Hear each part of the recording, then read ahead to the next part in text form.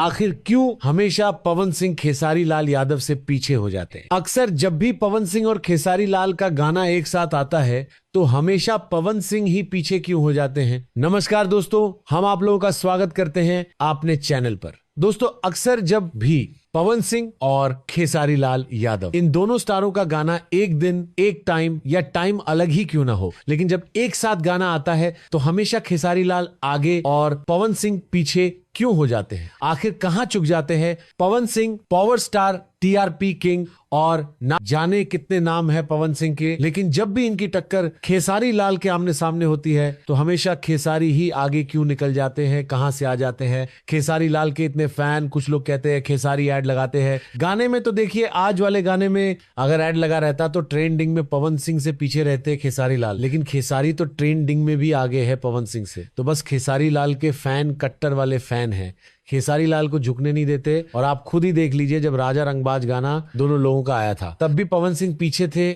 मतलब हर गाने में पीछे हो जाते हैं जब एक साथ गाना आता है। तो इससे यही पता चलता है कि खेसारी लाल जब मूड में आ जाते हैं तो उनके फैन भी पावर दिखा देते हैं। और आज तो पूरा धुआं धुआं कर दिए खेसारी लाल यादव ने। बस देखना यही है कि किसका गाना नंबर 1 ट्रेंडिंग में जाता है, लेकिन ये कंपैरिजन हमेशा होता रहता है और हमेशा होता रहेगा। बाकी आप सब किसके फैन कमेंट में जरूर बताएं। वीडियो देखने के लिए दिल से धन्यवाद।